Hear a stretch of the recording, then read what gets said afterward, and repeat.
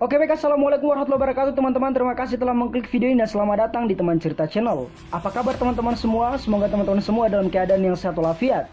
Dan untuk teman-teman yang baru datang nih atau baru bergabung, admin ucapin selamat datang. Kali ini teman-teman kita akan membahas tentang tragedi kerusuhan Sampit atau Perang Sampit yang pernah terjadi di bulan Februari tahun 2001 di Pulau Kalimantan. Peristiwa atau kejadian besar ini melibatkan antar dua etnis yang berbeda yang ada di sana. Namun pada kesempatan kali ini admin ingin menyampaikan kepada teman-teman semua untuk lebih dewasa lagi dalam menanggapi video yang akan admin sampaikan kepada teman-teman. Karena yang namanya tragedi atau peristiwa kelam itu sepatutnya diambil sebagai pembelajaran untuk kita agar tidak terjadi di masa depan. Kemudian agar bisa membangun keharmonisan bersama dalam ruang lingkup kehidupan masyarakat. Untuk itu kita masuk ke dalam pembahasannya. Untuk teman-teman yang untuk subscribe dan nyalakan tombol loncengnya agar teman-teman bisa mendapatkan info terbaru dari Teman Cerita.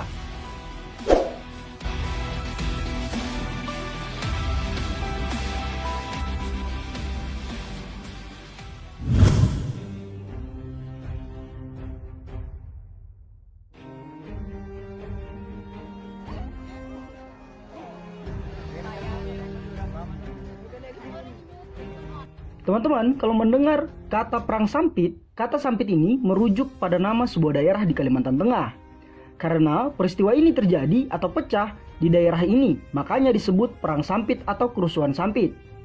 Tragedi ini sendiri melibatkan dua suku atau etnis yang dimana ada suku Dayak sebagai suku asli dan suku Madura sebagai migran atau pendatang yang menetap di Kalimantan. Namun sebenarnya yang terlibat dalam kerusuhan ini tidak hanya dua suku saja, melainkan ada satu sub-suku lagi yang mendiami Pulau Kalimantan, yaitu suku Melayu Sambas, yang dimana mereka memihak kepada suku Dayak sebagai rumpun suku yang ada di sana. Ketika kejadian kerusuhan Sampit ini terjadi, sudah ada 21% rakyat Madura yang mendominasi dataran Kalimantan Tengah. Dan karena populasi inilah, banyak mayoritas masyarakat Madura yang hidup di Kalimantan, kebanyakan di antara mereka itu ada yang sukses di berbagai bidang masing-masing. Yang lebih menonjol yaitu dalam bidang wirausaha atau bisnis, yang kemudian menjadikan warga Madura secara tidak langsung baik dalam wilayah perekonomian. Perang Sampit ini sendiri bisa pecah akibat adanya perselisihan, perbedaan budaya, perbedaan sikap, dan perbedaan-perbedaan lainnya, yang dimana satunya merupakan penduduk asli Kalimantan dan satunya merupakan penduduk pendatang. Kerusuhan ini terjadi karena banyak faktor, tapi faktor yang paling besar ialah kesenjangan ekonomi. Persaingan dalam ekonomi ini menjadi faktor utama yang membuat dua etnis ini saling berselisih paham, yang pada akhirnya terjadilah perang yang sangat besar. Oh iya, hampir lupa.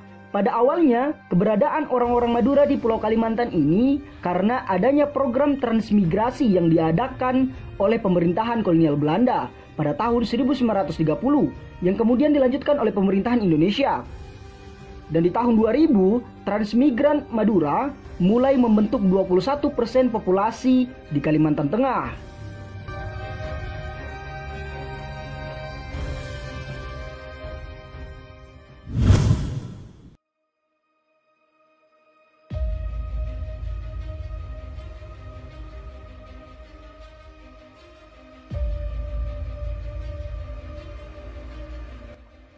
Kejadian ini terjadi pada hari Minggu, tepatnya di tanggal 18 Februari tahun 2001. Kerusuhan ini berawal akibat adanya salah satu warga dari suku Dayak yang meninggal terbunuh oleh sekelompok warga Madura yang ada di sana. Nama pemuda Dayak yang meninggal ini adalah Sindong. Ia dikeroyok habis-habisan hingga tewas. Sebenarnya kasus ini sudah ditangani oleh pihak kepolisian. Akan tetapi menurut warga Dayak, pihak berwajib itu sangat-sangat lambat dan terkesan ditunda-tunda atau ditutup-tutupi. Dan tibalah pada akhirnya masyarakat Dayak yang notabene-nya adalah tuan rumah di Kalimantan Tengah langsung mengambil tindakan untuk mencari pelaku pembunuhan dari warga mereka yang bernama Sindong ini.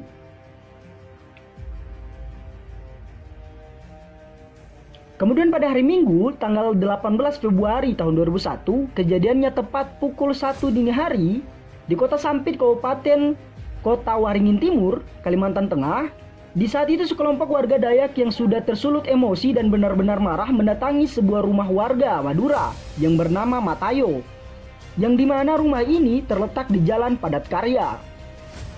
Dalam kejadian ini, pihak warga Dayak yang datang ke rumah Matayo ini benar-benar dalam keadaan marah. Mereka mencari Matayo namun tidak menemukannya. Yang pada akhirnya warga Dayak ini kemudian membakar rumah Matayo dan membunuh 4 orang sanak saudara Matayo yang merupakan etnis keturunan Madura. Kejadian ini dapat terjadi karena penyerangan dimulai di dini hari yang membuat warga Madura tidak siap dan kaget akan penyerangan ini. Sehingga pada pagi harinya, tepatnya di jam 8 pagi, penyerangan balasan pun dilancarkan oleh pihak Madura. Mereka mendatangi salah satu rumah keturunan Dayak yang bernama Timil. Sebenarnya, Timil bukan merupakan pelaku penyerangan di rumah Matayo. Namun orang-orang Madura mencurigai Timil menyembunyikan salah satu pelaku penyerangan waktu itu. Namun, pada saat rombongan warga Madura ini tiba, ternyata rumah Timil dan Timil sendiri sudah diamankan oleh aparat keamanan. Hal ini kemudian membuat warga-warga Madura ini semakin marah dan kemudian membakar rumah Timil serta rumah-rumah warga Dayak yang ada di situ. Mereka juga membunuh tetangga Timil dan membakar rumahnya. Akhirnya kejadian ini benar-benar chaos karena saling berbalas dan pihak kepolisian pun menurunkan pasukan Brimob Polda Kalimantan Selatan sebanyak 130 personel dengan kendali BKO atau Bantuan Kendali Operasi. Dan mereka menuju kota Sampit di tempat kejadian kerusuhan. Pada jam 12 siang, 130 personel kepolisian ini tiba di kota Sampit, tempat terjadinya kerusuhan, dan berhasil menangkap beberapa pelaku kerusuhan dari pihak Madura. Dari tangan mereka, polisi menyita beberapa sajam dan mereka dibawa ke Mapolda Kalimantan Tengah di daerah Palangkaraya.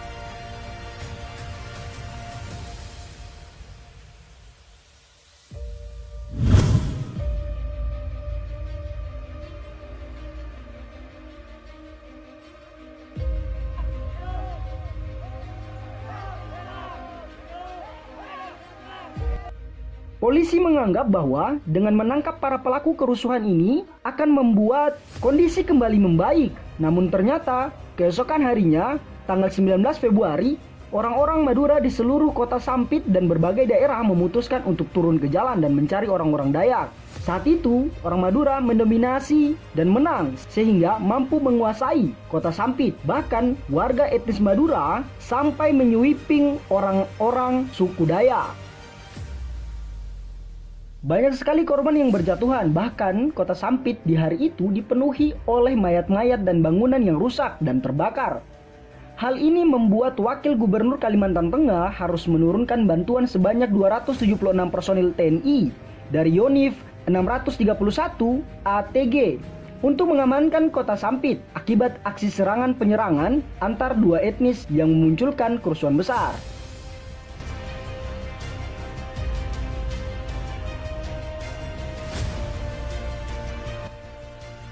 Mendengar saudara-saudara mereka dibantai oleh kaum pendatang, warga etnis Dayak dari berbagai daerah dari pedalaman ikut turun ke kota Sampit.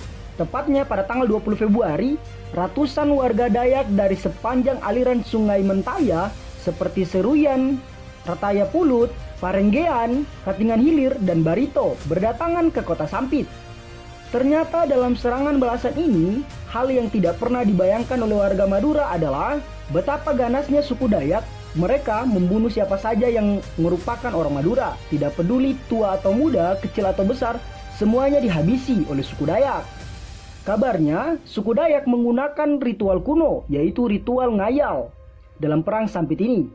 Mereka juga dibekali ilmu kebal dan melakukan kebrutalan dalam keadaan tidak sadar atau dalam alam bawah sadar mereka. Akibat serangan balasan ini, banyak sekali korban dari suku Madura. Bahkan, suku Dayak mampu mengembalikan keadaan menjadi kemenangan untuk mereka.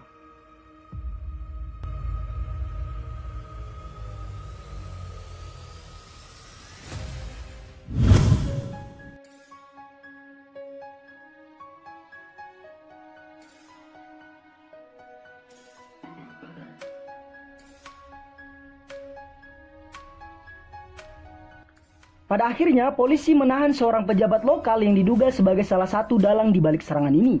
Orang yang ditahan tersebut diduga membayar 6 orang untuk memprovokasi kerusuhan Sampit. Kemudian, ribuan warga Dayak mengepung kantor polisi di Palangkaraya sembari meminta pembebasan para tahanan. Permintaan mereka dikabulkan oleh polisi pada tanggal 28 Februari tahun 2001. Militer berhasil membubarkan massa Dayak dari jalanan. Konflik Sampit mulai mereda setelah pemerintah meningkatkan keamanan, mengevakuasi warga, dan menangkap provokator. Untuk memperingati akhir konflik ini, dibuatlah perjanjian damai antara suku Dayak dan suku Madura. Guna memperingati perjanjian damai tersebut, maka dibentuklah sebuah tugu perdamaian di Sampit. Korban jiwa mencapai ratusan orang. Pada tanggal 23 Februari saja, korban jiwa sudah mencapai 187 orang menurut catatan harian Kompas. Sementara itu, pengungsi mencapai belasan ribuan orang.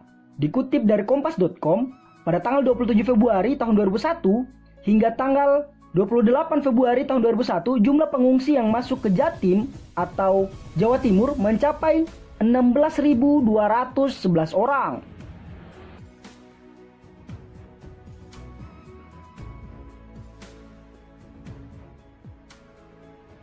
Dan itulah sejarah tragedi kerusuhan Sampit atau Perang Sampit yang terjadi di tahun 2001. Terima kasih telah menonton video ini dan sampai jumpa di konten selanjutnya. Thank you.